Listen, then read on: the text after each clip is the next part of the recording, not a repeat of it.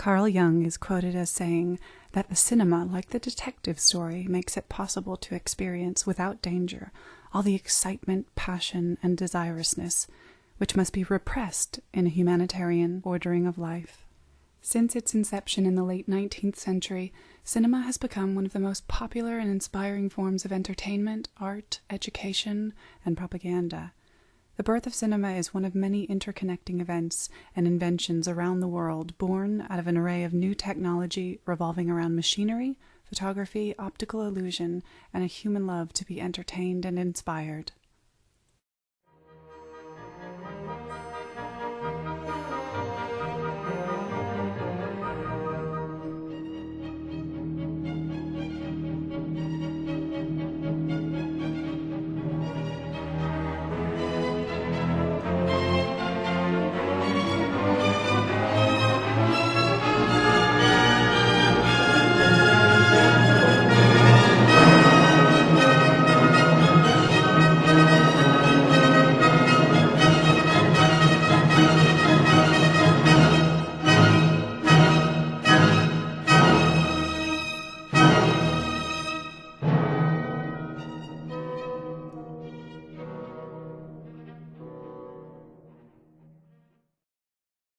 One of the marvels of cinema is that no one country can claim its paternity, and it is a worldwide endeavor encompassing many different people from around the globe.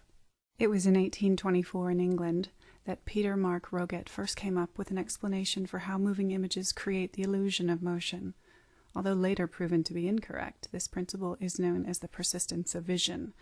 This, simply defined, is when a series of pictures or frames are played or presented at a rate fast enough to trick the human mind into thinking it's viewing a moving image. This effect, the writer David Parkinson notes, was defined in 1824 by Peter Mark Roget as the ability of the retina to retain an image of an object for 1/20th to 1/5 of a second after its removal from the field of vision. However, it has since been shown that the film seems to move because the brain and not the eye is accepting stimuli which it is incapable of perceiving as separate. The brain has a perception threshold below which images exposed to it will appear as continuous, and film speed of 24 frames per second is below that threshold. Thus, making cinema itself is a strange art form, for it is primarily an illusion. It is a mystery as to when it was first noticed that placing images next to each other and viewing them in quick succession created the illusion of a moving image. Around 180 AD, the Chinese inventor Ting Huan, of which no known picture exists, is credited with inventing a device to utilize this effect for entertainment. This invention is called the zoetrope. A zoetrope is basically a cylinder with various slits in it. A sequence of pictures that link to each other are drawn or placed inside the cylinder, and through the slits you can view inside the illusion of motion when the cylinder is spun. This principle laid the groundwork for later developments in using photographic images to create motion images.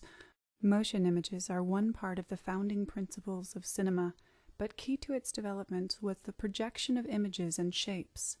The origins of light-projected images date back to the shadow puppets of China, India, and Java. But it was not until around the 17th century that light-projected imagery would start to become popular in Europe and North America, and it was the magic lantern that captivated people's attention. The magic lantern was used as a form of entertainment starting as early as the 15th century, and its first incarnation may even date back as far as the time of King Solomon. Its precise origins are a mystery, and no original inventor is known of. The magic lantern itself is simply a lantern in which its light source, usually created by a wick or candle, is used to project a single slide or shape onto a wall or a flat surface. The magic lantern relates directly to the modern-day slide projector, and only contributed in part to the development of cinema, albeit an important one. Various enhancements of this technology included using a magic lantern to project motion images from a zoetrope, thus building the groundwork for cinematic film projection. It was developments in light-projected entertainment technology that were to be used in the newly developing science of photography to establish what we know as cinematography. The history of photography is also one of complex inventions and discoveries around the world. The very first developments in photography and optics originated thousands of years ago, Aristotle wrote and developed ideas of how human vision works and studied rays of light. He used a pinhole camera, or camera obscura, so he could study light rays. Aristotle was one of the first people known to study light using a camera obscura, although its invention has not been accredited to one single person, and its original developments remain a mystery. The camera obscura is basically a box with a small pinhole that allows a thin ray of light into the box. This ray of light can be viewed as an image if the camera obscura is adapted to pick up the reflection using a mirror or shiny surface. Ibn al-Hathim, who lived from 965 AD to 1040 AD, an Arab scholar who was born in Iraq, further developed the camera obscura and noted that a single ray of light that passed through the hole also carried the image reflected from wherever the light was coming from, and in this sense, the light carries information. This seemingly simple discovery was a revolutionary one in the development in the history of how vision works, and it's a principle that paved the way for the capturing of photographic images for use in the pinhole camera. Initially, the camera obscura was used as a sketching aid by artists, and it wasn't until the 1820s and the development of chemical photography that fixing the image became a reality, and photography took its first steps into the recognizable form that it is today. As far back as the 13th century, it was known that some chemicals darkened or changed colors when exposed to light. Albertus Magnus in the 13th century was one of the first people to note that silver nitrate darkened when exposed to light. In the 17th century, Robert Boyle reported silver chloride turned black after exposure to air, although it was in fact sunlight. In 1727, Johann Henrik Schultz discovered that certain liquids could be prepared that would change color when exposed to light. At the end of the 18th century and the beginning of the 19th century, Thomas Wedgwood conducted experiments where he captured silhouettes of objects using paper covered with silver nitrate, thus his work making him one of the pioneers of photography. It was not until the work of two French inventors and scientists that fixing a still image using chemical means became a reality. They were Joseph Nicephore Niepce and Louis Daguerre.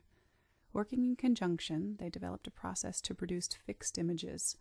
Unfortunately, Nicephore Niepce died before the work was completed, but by 1839 Daguerre had perfected the process and it was announced by the French Academy of Sciences. This process was called the Daguerreotype and produced some of the very first photographic images. This image, taken in 1838 or early 1839, was one of the first photos taken using the Daguerreotype process. Its exposure time was about 10 minutes, meaning a man standing still having his shoes cleaned was the only person captured in the photo. Daguerreotype images were produced directly onto a mirror-polished silver plate bearing a coating of silver halide particles deposited by iodine vapor, but the images that were produced were very delicate and could be destroyed by even the slightest handling.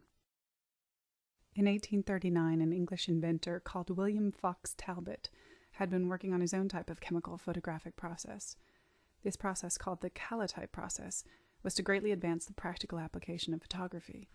The Calotype process created the method of negative-positive photographic images, and this is the precursor to most photographic processes of the 19th, 20th, and 21st centuries, making William Talbot a very important figure in the history of photography and cinema. The Calotype process also allowed for photos to be developed on paper, thus allowing photography to be open to the masses, and the same photo could be produced again and again using the negative image. In 1849 in France, Joseph Plateau was one of the first to suggest using a device called the phenakistoscope to project photos. This device, developed in 1839, was similar to the zoetrope but more advanced. Later, in 1877, a device called the praxinoscope was created by Charles-Émile Reynaud. This was another technological advancement from the zoetrope, and in 1889 he created the theatre optique, using the praxinoscope not only to rotate images, but also using an adapted magic lantern. He projected these images onto a screen, but the static photos used at the time in such devices proved to be little better than pictures, and a way of recording action simultaneously as it occurred was needed.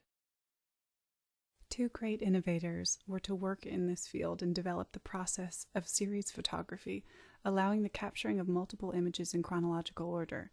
They were Etienne Jules Marey and Eadweard Muybridge. Eadweard Muybridge is most famous for his sequence of photos of a racehorse, proving that a horse does lift all hooves off the ground when it gallops. This work was commissioned for a bet made by the governor of California, Leland Stanford. Muybridge proved the governor correct in 1879 by using film that had faster exposure time and a lineup of 12 cameras, all taking single shots in quick succession following the motion of the horse. Muybridge then went on to develop the zoetrope, which cast onto a screen the drawings made of his photographs. Although this was not film projection, it was a big step towards it. In 1882, Etienne Jules Marey adapted a device called the photographic revolver to take a series of photos. At first, a revolving plate was used to record a dozen instantaneous images in a course of 1 second. After various experimentations and adaptations, Marey eventually turned to celluloid roll film developed by the Eastman Kodak Company to produce continuous strips of images. Marey went on to produce numerous photo sequences, and although he did try, he was not able to develop a projection device for moving photographic images. The first ever motion-played photographic sequences, or movies as they have been nicknamed, were developed by Thomas Alva Edison and one of his engineers, the brilliant William Kennedy Laurie Dickson. Edison was to fund his head engineer, Dickson, in the development of a photo sequence capture camera. Dickson, developing and adapting elements from all other moving capturing devices and knowledge, developed a film camera known as the kinetograph in 1890.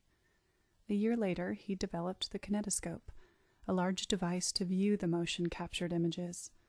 Edison also set up the first ever movie studio in the early 1890s, where various but limited footage was shot, including the Rice-Irwin kiss and Fred Ott's sneeze, and a host of vaudeville acts. These short movies were limited to technology at the time, with most being unedited lengths of celluloid no longer than the strips of celluloid themselves. The kinetoscope was not a projection device, though, and Edison unwisely disregarded the possibilities of projection and concentrated on peep shows, thinking they would be just another whim in a novelty-hungry age. During the same period, two French brothers were working on their own film capturing and projection device. This device, the cinematograph, was to bring about the dawn of modern cinema, and it was the Lumiere Brothers who were the inventors. It was in 1895, on the 28th of December, that one of the most famous film screenings in film history took place. It was held at the Grand Café in Paris, and customers paid 1 franc for the screening of 10 short Lumiere films. The screening lasted for about 25 minutes. The films included, amongst others, Workers Leaving the Lumiere Factory and Cordeliers Square in Lyon. What the Lumiere brothers had achieved using the culmination and development of previous technology was a workable way of combining the kinetoscope, or viewing device, with the magic lantern, thus projecting a sequence of photos to create the illusion of a moving image, or as it is also known, cinematography. It must be mentioned that the Lumiere brothers had done screenings using their projection invention before, as well as several other enthusiasts who had developed their own systems. But this is the date that has gone down in history and is one of the first screenings to charge an entrance fee, one of the foundations of modern cinema. The Lumieres should also be celebrated, for they stand high in the ranks of film innovators in history. Along with the assistance of the inventor Jules Carpentier at the photographic firm, they invented the cinematograph, a 3-in-1 device that could film, print, and project images. It was hand-crankable, portable, and soon after its invention, it was being used around the world. Interestingly, the Lumiere brothers believed that the cinema or film projection would be a short-lived form of entertainment, and audiences would soon become bored of the novelty and not wish to pay for motion images that they could see with their own eyes for free. Louis Lumiere is famously quoted as saying, "The cinema is an invention without a future." One of the forebearers to take advantage and develop the creative aspects of cinematography was George Melies. He is considered by some to be the father of the narrative film, and whom D.W. Griffith is quoted as saying, "I owe him everything." Melies made over 500 films from 1896 to 1906. He was one of the first people to introduce cutting and chronological editing as we see in movies today. It was also at this time that public demand for the movies was increasingly and unexpectedly growing. One of the reasons Melies retired from making films for the public was simply that he couldn't keep up with public demand both in new films and ideas. Around the same time that Melies was making his first short films, Edwin S. Porter in 1903, working for Edison, made The Life of an American Fireman, which displayed new visual storytelling techniques and incorporated stock footage with Porter's own photography. It acted as a major precursor to Porter's most famous film, The Great Train Robbery, also made in 1903. With a running time of 12 minutes, it is considered a milestone in narrative filmmaking and one of the first films to tell a story, albeit a simple one. The first ever device developed to record sound before the phonograph was called the Phonograph. This was invented in 1857 by Edouard Léon Scott in France. This device transcribed sound waves onto a visual medium, the first medium of which was a lamp-blackened glass plate, but this device had no means of playing the recordings back.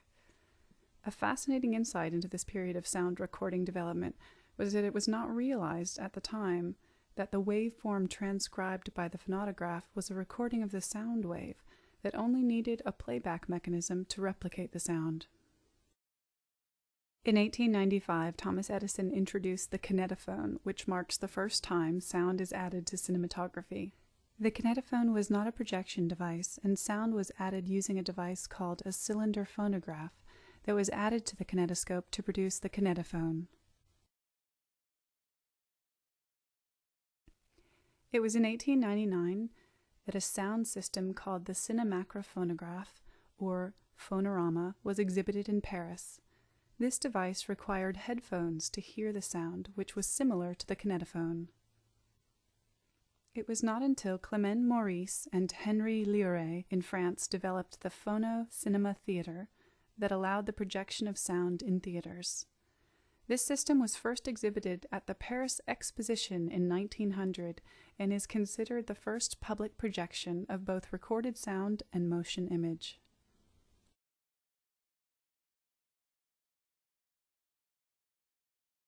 Meanwhile, silent film production was starting to gain pace around the world, and what is considered the first feature-length film ever was made in 1906 by Charles Tate in Australia.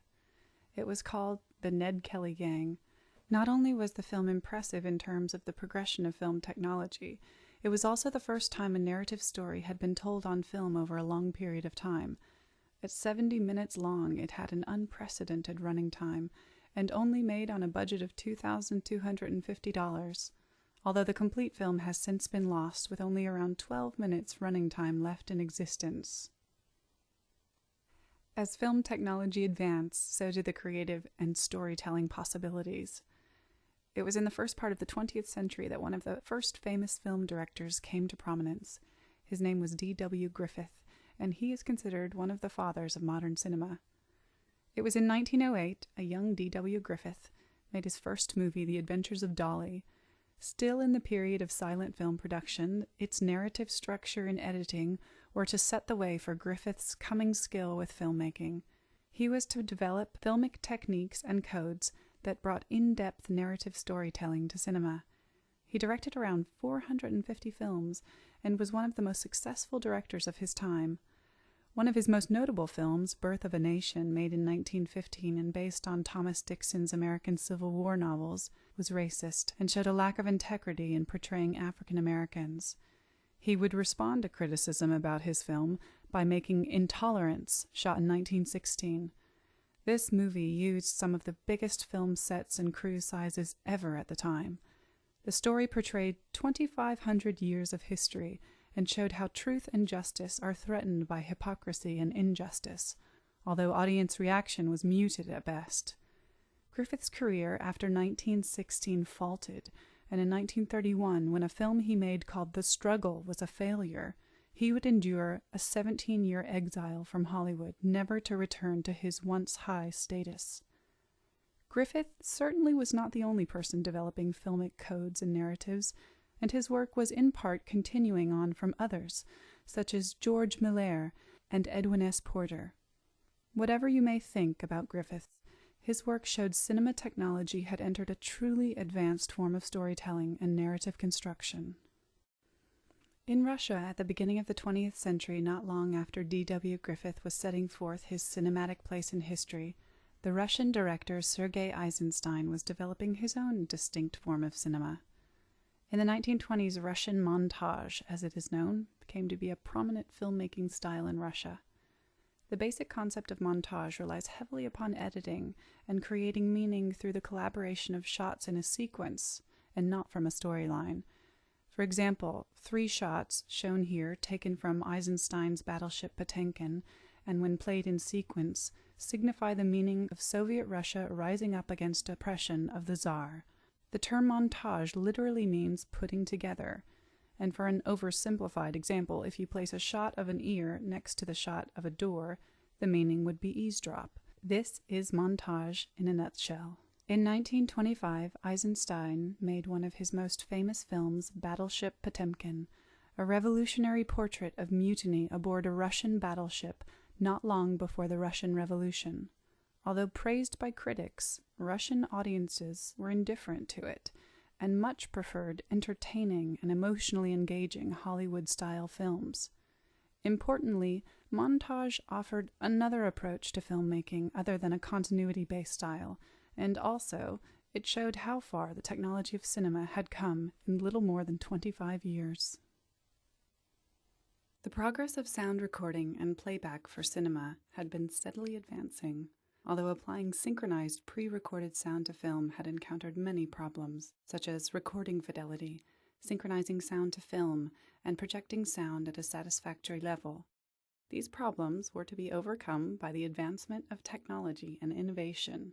In 1919, an American inventor called Lee DeForest developed one of the first sound-on-film technologies for commercial application. In Forest's system, which he called phonofilm, sound was photographically recorded on the side of a strip of film to create what was called a composite, where simply 2 elements have been composited together. If the sound was synchronized exactly to the film, the playback would be perfect. Another system developed and used in the first part of the 20th century was called the Vitaphone. The Vitaphone was a disc-based system produced by General Electric and purchased by Warner Brothers. The Vitaphone did not print sound to film, but onto 16-inch phonograph records. These records were then played using Vitaphone systems at theaters where the film they were produced for played. There were many problems with the Vitaphone system, including synchronization with the film being projected, and the phonograph records could not be edited and limited the creative output for films using the Vitaphone system. Taking into account numerous technological improvements, it would be sound on film that would eventually become the universal standard for synchronized sound in cinema. It was in 1927 that one of the first movies ever produced to contain synchronized dialogue sequences was released to the movie-going public. This film was The Jazz Singer, and it used the Vitaphone system. There had been other films that had used synchronized sound and music, such as Don Juan, released in 1926, that had a musical score played by the New York Philharmonic. The Jazz Singer was the first to have dialogue, which accounted for about 25% of the soundtrack in the movie. The movie heralded the coming of the so-called talkies and signaled the start of the end for silent films, where talkies were ultimately more popular and technologically advanced than silent films. The movie is based on a stage play by Samson Raphaelson. It has a culturally complex storyline with a young Jewish man trying to make it as a jazz singer against the wishes of his father. It was a signifier of the times that so-called blackface makeup was used by Al Jolson, who plays the lead role. This was racist at best and was used to take on the appearance of an archetype of African Americans, although there is the assimilation of African Americans and Jews experiencing similar identities as outsiders and this is something that is put across in the film. At this point, cinema had come a long way, bringing together motion, image, and sound with many brilliant innovations, inventions, passion, and commitment, creating one of the most unique and inspiring art forms and entertainment that has ever been produced in the history of the world, establishing itself as a powerful element in modern societies.